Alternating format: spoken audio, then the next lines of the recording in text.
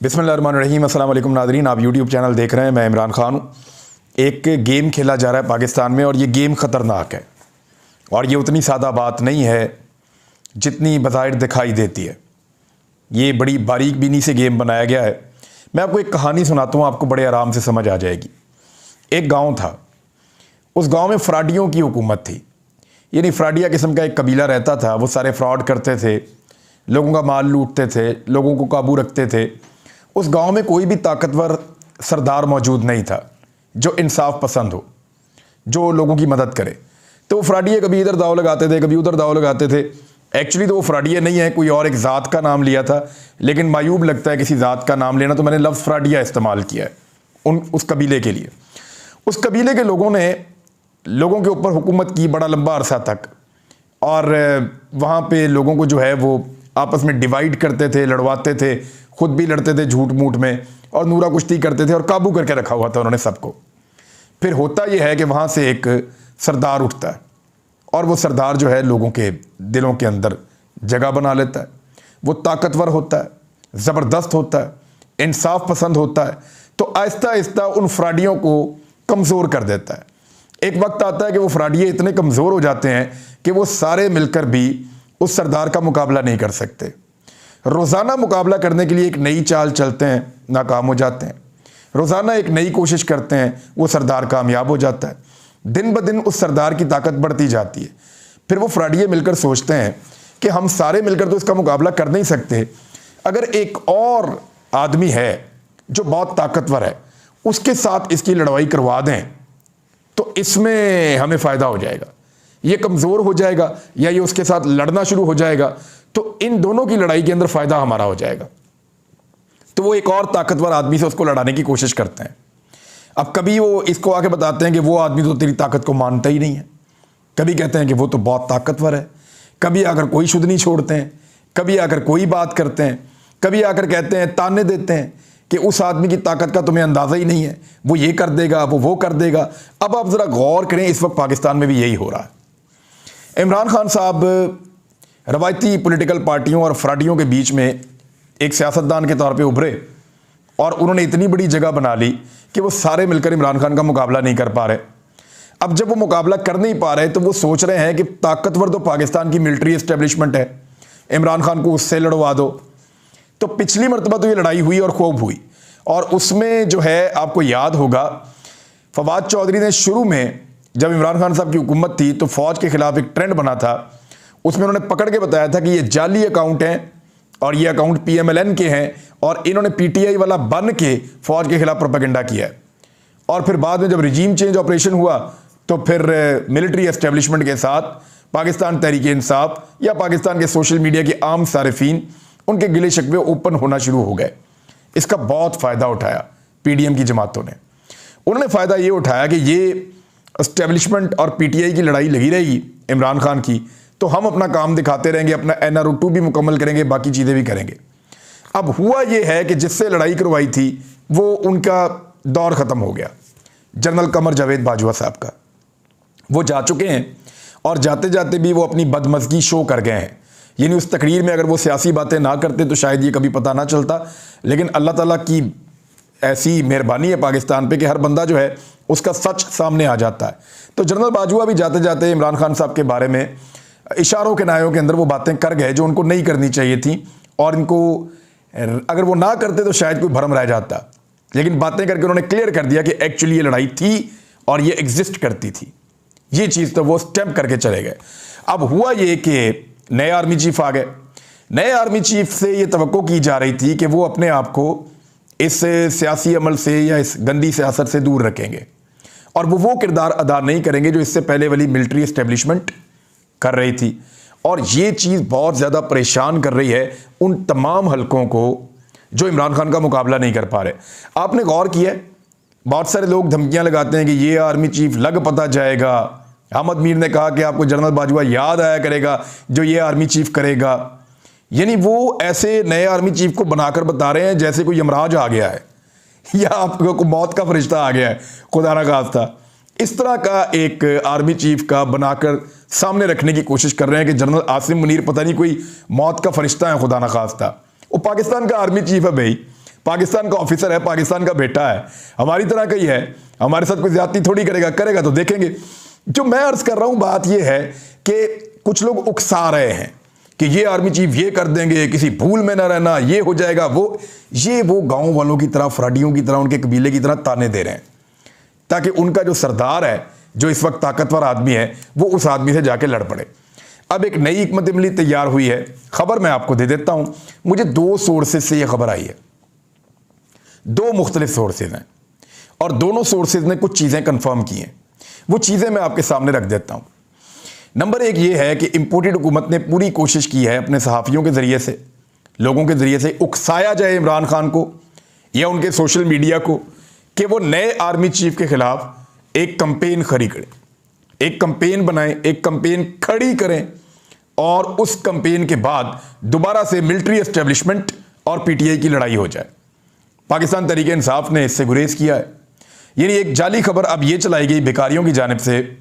खबर ये थी कि आरिफ अलवी को मिलने के लिए गए आर्मी चीफ और आरिफ अलवी ने उनको कहा कि मैं आपकी बात करवाता हूँ इमरान खान से, तो आर्मी चीफ ने कहा मैंने नहीं करनी। यानी ये अब एक झूठी खबर चलाई गई है। अब ये जो एक झूठी खबर है वो भाई पाकिस्तान की आर्म फोर्सेस के जो आरिफ अलवी हैं वो सरबराह हैं। यानी आर्म फोर्सेस का जो सबसे बड़ा सरबराह है वो पाकिस्तान का सदर मुमलिकत होता है। भाई उनके पास आर्मी चीफ हाजिर होने गए हैं, वो कोई टेलीफोन एक्सचेंज पर तो नहीं गए कि वो कहेंगे जी कि आपके पास टेलीफोन नहीं है, मैं आपकी इमरान खान से बात करवाता हूं। भाई जब उन्होंने इमरान खान से बात अगर करनी होगी कभी तो उनके पास अपने 100 तरीके हैं बात करने के, वो कर सकते हैं।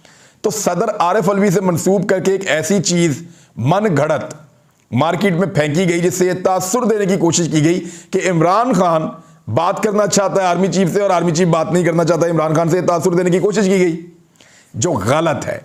इसमें से इंस्टिगेट किया जा रहा है कि कुछ भी करके पाकिस्तान तहरीक इंसाफ का सोशल मीडिया अटैक कर दे नए आर्मी चीफ आसिम मुनीर पे, और उसके बाद जो है वो दूसरी तरफ से भी गुस्सा आए तो हम सिचुएशन का फायदा उठा के एक लड़ाई करवाएं, आग लगाएं और उसके बाद इन दोनों को लड़वा के जिस तरह पहले कंटिन्यू कर रहे हैं वैसे करते जाएं। मिसाल के तौर पे एक और प्लानिंग की गई है, वो प्लानिंग मैं आपको बता देता हूं। मैंने आपको कहा मुझे 2 सोर्सेज ने बताया। एक तो ऐवान सदर के ज़राए ने इसकी तरदीद कर दी है इस बात की कि ऐसा कुछ हुआ ही नहीं, हमने कहा ही नहीं कि इमरान खान से बात करवाएं। और जो लोग इसको समझते हैं कि सदर के प्रोटोकॉल्स क्या है और सदर क्या होता है और आर्मी चीफ उनके सामने कितने छोटे होते हैं, जो लोग इस प्रोटोकॉल को समझते हैं और जिनको इस बात का आइडिया है वो अच्छी तरह जानते हैं कि कभी भी सदर पाकिस्तान ऐसी बात कर ही नहीं सकता आर्मी चीफ के साथ, ये उनका मर्तबा ही नहीं होता। अब आ जाए इस बात के ऊपर कि नया प्लान क्या किया गया है। प्लान ये किया गया है कि FIA को इस्तेमाल करते हुए और वफाकी हुकूमत के वसाइल को इस्तेमाल करते हुए चंद सहाफ़ियों को जो नापसंदीदा है, जिनकी बातें पसंद नहीं आती, और चंद पॉलिटिशियंस को गिरफ्तार किया जाएगा और उनको तासुर यह दिया जाएगा कि जैसे इस गिरफ्तारी के पीछे दोबारा से मिलिट्री एस्टेब्लिशमेंट है। अब ये जो बाकियात है ना जो बची हुई हैं, उनका और हुकूमत का एजेंडा और प्लान है। इसके लिए लाहौर में तैयार किया गया FIA को और इस्लामाबाद से मुबैना तौर पे ये अहकाम जारी किए गए हैं और आने वाले दिनों में प्लान किया जा रहा है कि कुछ लोगों को गिरफ्तार करके ये तासुर दिया जाए कि जो नई मिलिट्री एस्टेब्लिशमेंट है वो भी उसी रविश पे चल रही है जिस पे जनरल कमर जावेद बाजवा की मिलिट्री एस्टेब्लिशमेंट चल रही थी। और फिर कुछ फेक अकाउंट्स तैयार किए गए हैं। ये फेक अकाउंट्स फौरी तौर पे पाकिस्तान तहरीक इंसाफ के अकाउंट बनकर जाहिर करेंगे कि पाकिस्तान तहरीक इंसाफ के हैं और फौरी तौर पे हमलावर हो जाएंगे नए आर्मी चीफ पे या फौज के ऊपर इन गिरफ्तारियों को लेकर। तो पाकिस्तान तहरीक इंसाफ के जो फॉलोअर्स हैं वो इस ट्रेंड के पीछे चलेंगे और उसके बाद फौज और पाकिस्तान तहरीक इंसाफ के दरमियान खलीज पैदा करने की कोशिश की जाएगी या नई मिलिट्री एस्टेब्लिशमेंट के साथ भी इमरान खान साहब के एक बहुत बड़े क्राउड को या आम पाकिस्तानियों को लड़ाने की कोशिश की जाएगी। ये है जी पूरी साजिश जिसको तैयार किया गया है। और किस किस को गिरफ्तार करना है मैं आपको बता देता हूं। आरिफ हमीद भट्टी साहब का भी नाम है, मुबैना तौर पर उनको भी गिरफ्तार किया जा सकता है जो मुझे बताया गया है। और मुझे तो ऑब्वियसली इन्होंने गिरफ्तार करना है तो कर लें गिरफ्तार, मर्जी है आपकी। और भी बहुत कुछ आपने करके देखा है, ये भी आप करके देख लें। लेकिन इस मरतबा मैं क्लियरली आपको कह रहा हूं कि अगर गिरफ्तार किया भी गया तो जब तक कंफर्म ना हो तब तक बिल्कुल गैर जरूरी होगा किसी भी प्रोपेगेंडा का हिस्सा बनना। आम पाकिस्तानियों से मेरी गुजारिश है किसी प्रोपेगेंडा का हिस्सा ना बने, और ये बड़ी चालाकी और होशियारी के साथ आपकी पार्टी के लीडर को या पाकिस्तान की अवाम को पाकिस्तान के एक मकबूल तरीन इदारे के सामने लाकर खड़ा करना चाहते हैं। देखें, फौज से हमारी कभी कोई लड़ाई नहीं है, फौज हमारी है, फौज हमारा तहफ़्फ़ुज़ करती है, हम फौज का तहफ़्फ़ुज़ करेंगे हमेशा। फौज के साथ कोई लड़ाई नहीं है। लड़ाई है मिलिट्री एस्टेब्लिशमेंट की गलत पॉलिसियों के साथ, लड़ाई है मिलिट्री एस्टेब्लिशमेंट के वो फैसले जो जात को सामने रखकर किए जाते हैं, इदारे को सामने रखकर नहीं किए जाते। यानी जनरल बाजवा ने यह तासुर फैलाने की कोशिश की और उनके दौर में ये बहुत बात की गई कि आर्मी चीफ इदारा होता है और इदारा आर्मी चीफ होता है। ये झूठ है, ये गलत है। इदारे में बहुत सारे आर्मी चीफ आए और चले गए, इदारा इदारा ही होता है, इदारा तगड़ा होता है। मुझे जो बात पसंद आई थी वो जनरल आसिफ गफूर ने की थी। जनरल बाजवा तो रिटायर हो गए, वो आज भी मौजूद हैं, और उन्होंने कहा था कि कोई भी आर्मी चीफ अपने इदारे से बड़ा नहीं होता और कोई भी इदारा अपने मुल्क से बड़ा नहीं होता। वो थी असल बात। तो ये जो एक लोगों को तासुर देने की कोशिश की गई ना कि जो आर्मी चीफ है वही इदारा है, जो इदारा है वही आर्मी चीफ है, ऐसा नहीं होता, ये गलत है। इंसान गलती कर सकते हैं, गलत पॉलिसी बना सकते हैं, इंसान गुमराह हो सकते हैं, लालच में आ सकते हैं, गलत फैसले जाती मफाद में कर सकते हैं, लेकिन इदारा जब एज ए होल चलता है तो वो एसेट होता है आपका। तो फौज के साथ झगड़ा नहीं है, मामला जो है वो गलत पॉलिसी के साथ है मिलिट्री एस्टेब्लिशमेंट की, जो पहले वो ले चुके हैं। लेकिन अब उम्मीद करते हैं कि वो ऐसे गलत फैसले नहीं करेंगे। बहरहाल इस पे आपको सबको होशियार रहना है, पूरे पाकिस्तान को, कि अगर गिरफ्तार किया भी जाए लोगों को और उनके साथ टॉर्चर भी किया जाए, कुछ भी किया जाए, तो इसको उस वक्त तक जब तक कि कंफर्म ना हो कोई ऐसी लाइन फॉलो नहीं करनी चाहिए जो लड़वाने की कोशिश हो। और मेरी गुजारिश है नई एस्टेब्लिशमेंट से, क्योंकि बहुत नए आए हैं, वो कोशिश करें कि दूसरे इदारों को इस मकसद के लिए इस्तेमाल ना किया जा सके। बाकी इदारे भी पाकिस्तान के इदारे हैं ना, तो उनको इस्तेमाल अगर कोई करेगा इस मकसद के लिए तो ये पाकिस्तान की इंटेलिजेंस एजेंसी की जिम्मेदारी है कि वो फौज और अवाम के दरमियान खलीज पैदा करने की इस भोंडी कोशिश को नाकाम बनाए, जिसके बारे में मैं आपको अभी बता रहा हूं। अच्छा जी, इसके अलावा कुछ और चीजें हैं। आपको याद है मरियम नवाज ने एक बात की थी। मरियम नवाज ने जब पंजाब में ज़िमनी इलेक्शन हो रहे थे 20 नशिस्तों पर, तो लाहौर में ये वादा किया था और बार बार ये वादा किया था मुख्तलिफ जलसों में कि जब पेट्रोल के ऊपर आलमी मंडी में ₹1 का भी फर्क आएगा तो वो जो रिलीफ है शहबाज शरीफ अवाम को डिलीवर करेंगे, अवाम को मुंतकिल करेंगे वो वाला रिलीफ। यानी आलमी मंडी में पेट्रोल जैसे ही सस्ता होगा उसके असरात पाकिस्तान के अंदर नजर आएंगे। अब जरा आप ये देखें, आलमी मंडी में इमरान खान साहब के दौरे हुकूमत में पेट्रोल की कीमत थी $125 फी बैरल से ज्यादा, और इमरान खान साहब दे रहे थे ₹150 का, इससे भी कम का 145 का। अब इस वक्त आलमी मंडी में जो पेट्रोल की कीमत है वो $73 फी बैरल है। यानी आप ये समझ लें कि लगभग ₹50 से ज्यादा, $50 से ज्यादा, 40% कीमत कम हो चुकी है पेट्रोलियम मसनूआत की आलमी मंडी के अंदर। लेकिन मौजूदा इंपोर्टेड हुकूमत ने कीमत को 145 से बढ़ाकर 230 तक पहुंचाया हुआ। डीजल तो इससे भी महंगा है। और अब कौम पे एहसान ये कर रहे हैं कि आलमी मंडी में लगातार कीमतें नीचे जा रही हैं और वादे के मुताबिक रिलीफ देने की बजाय कीमत को वहीं पे बरकरार रखा हुआ है, यानी अपने टैक्स में इजाफा करते चले जा रहे हैं। फर्ज करें आलमी मंडी में कीमत जो है $125 फी बैरल है, आप पाकिस्तान में बेच रहे हैं ₹225 फी लीटर पेट्रोल।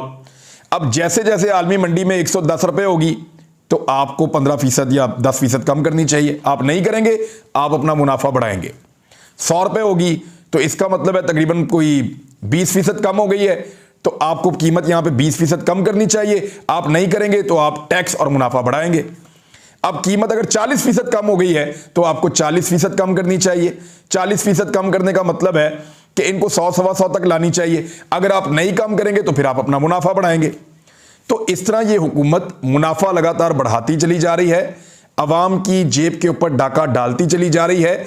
आलमी मंडी में जो रिलीफ मिल रहा है वो दुनिया का हर मुल्क अपनी अवाम को दे रहा है, पाकिस्तान को छोड़कर, क्योंकि यहां पे इंपोर्टेड हुकूमत के पास मुल्क चलाने का कोई और जरिया नहीं है सवाए इसके कि वो अवाम की जेब के ऊपर डाके डाले, पेट्रोल को महंगा करे, बिजली को महंगा करे, गैस को महंगा करे, तमाम ज़रूरियात ज़िंदगी जो लोग रोज़ाना चीज़ें इस्तेमाल करते हैं उनको महंगा करने के अलावा इनके पास कोई और रास्ता नहीं है।